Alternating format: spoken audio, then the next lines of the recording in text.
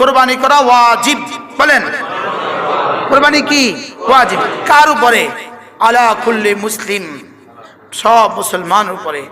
বালেগ, বলেন মুসলিম, বালেগ, মুকিম, মুসলিম, বালেগ, মুকিম। এবার নেশাব পরিমাণ মাল ঈদের দিন সকালবেলা আছে। নেশাব পরিমাণ মাল 52.5 তোলা রৌপ্যের সমপরিমাণ টাকা, 52.5 তোলা রৌপ্যের সমপরিমাণ টাকা ঈদের দিন সকালবেলা যার কাছে থাকবে তার উপরে কমপক্ষে 1 বছর বয়সী একটা ছাগল কোরবানি করে দেওয়া ওয়াজিব।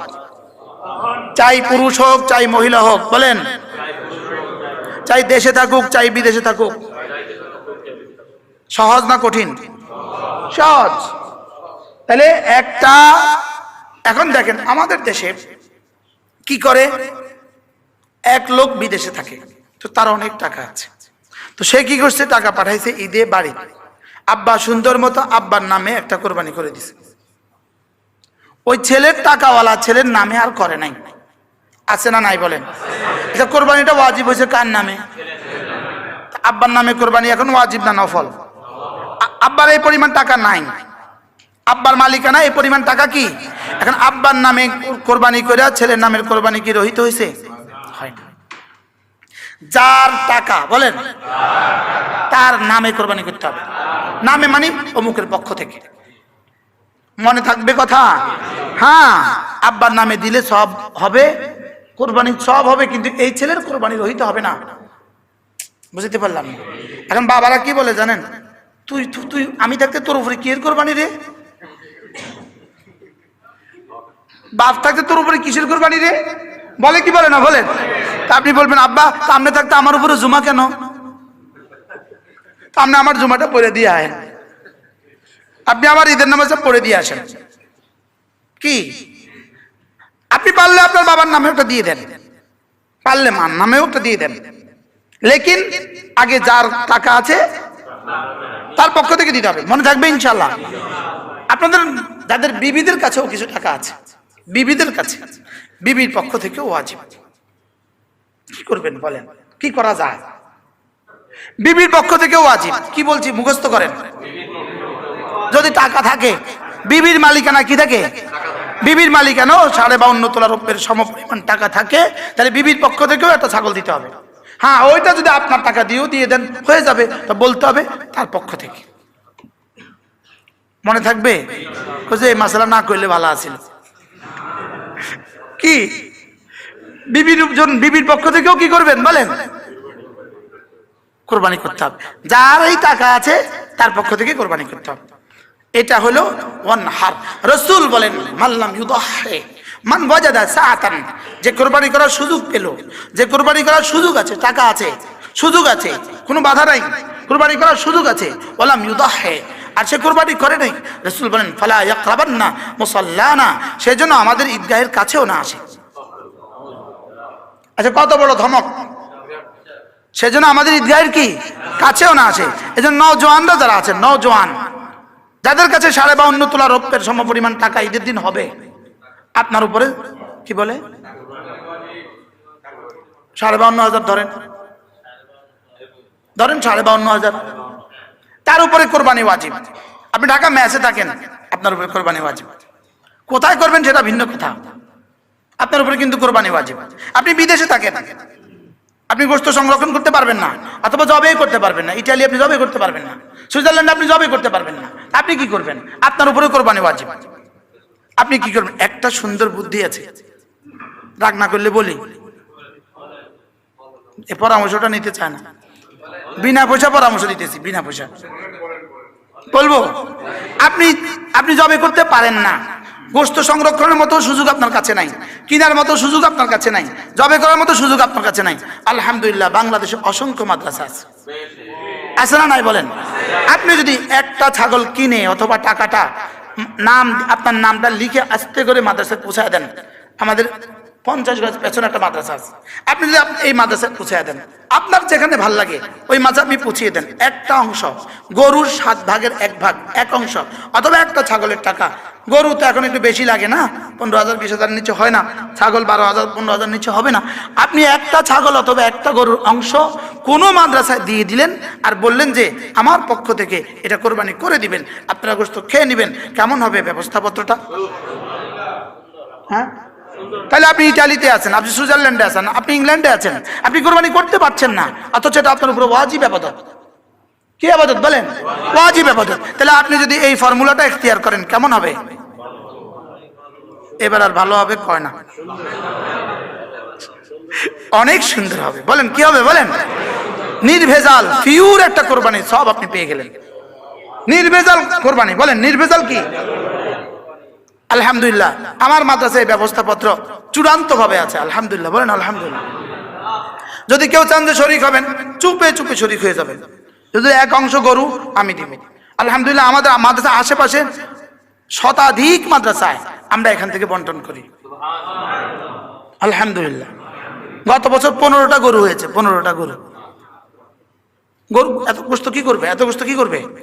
আশেপাশে সব মাদ্রাসা, এরপরে আশেপাশের সমস্ত গরিবদেরকে বিতরণ করা হয়। বলেন আলহামদুলিল্লাহ। বলেন আলহামদুলিল্লাহ। যদি কারো সুযোগ থাকে শরীক হবেন আপনার জন্য। যদি আপনার আরো বেশি সুযোগ আছে, আপনার নিজেরও জবে করার সুযোগ আছে, তা আপনি যেমন ধরেন আপনি 3 লাখ টাকার একটা গরু কিনলেন, আপনি যদি বুদ্ধি করে 1.5 লাখ টাকার একটা গরু কিনেন আর 1.5 লাখ টাকার গরু মাদ্রাসা দিয়ে দেন, বুদ্ধিটা কেমন হবে বলেন তো? আচ্ছা হাসরের ময়দানে কেমন হবে? গিয়ে দেখবেন বাড়িটা কত আর ওটা কত।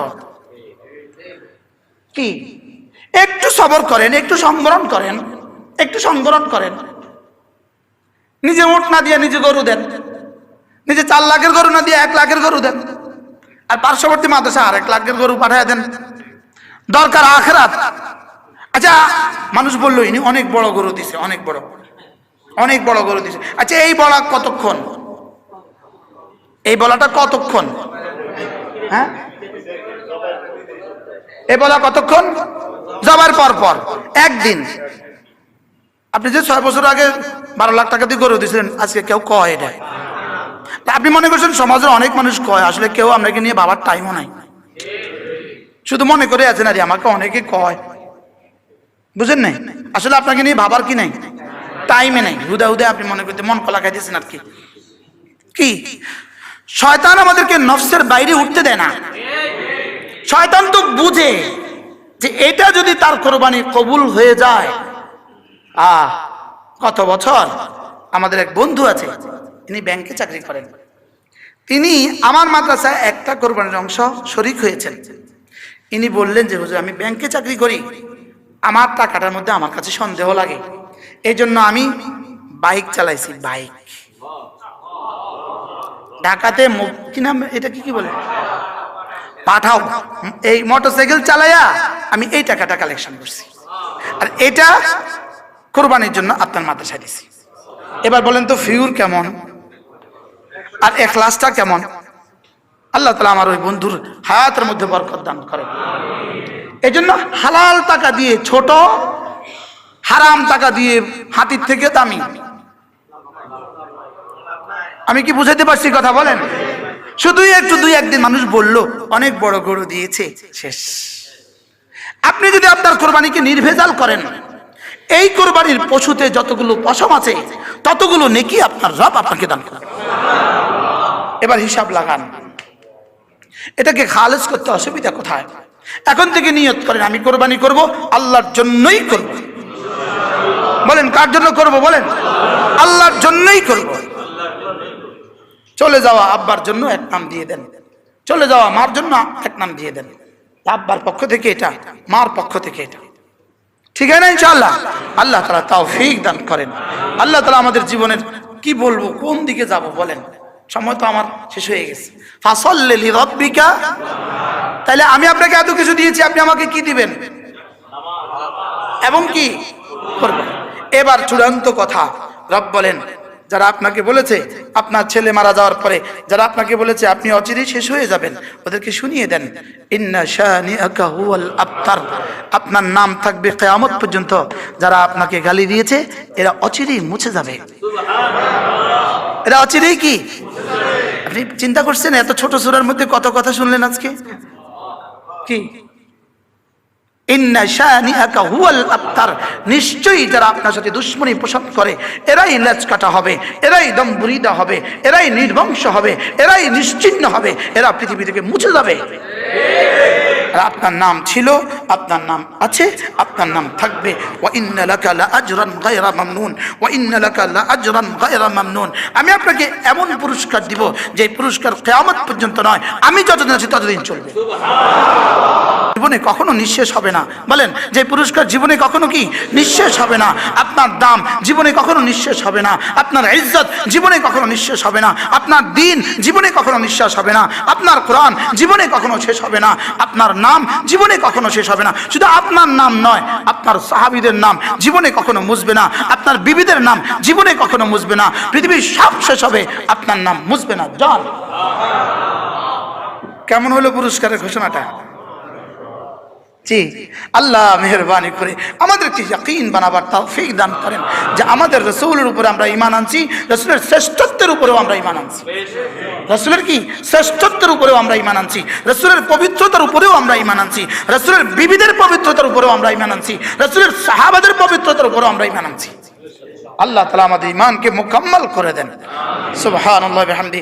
আখিরি কথা, জিলহজ মাসের প্রথম 9 দিন, জিলহজ মাসের প্রথম 9 দিন রাসূল বলেন জিলহজ মাসের প্রথম 8 দিন যে রোজা রাখবে, প্রথম 8 দিন যে রোজা রাখবে, আল্লাহর নবী বলেন প্রতি 1 বছরের একটা রোজাতে 1 বছরের নেকি দেওয়া হবে। এরপরে রাসূল বলেন আরাফার দিন যে রোজা রাখবে, 9 তারিখ আরাফার দিন যে রোজা রাখবে, রাসূল বলেন 2 বছরের গুনাহ মাফ।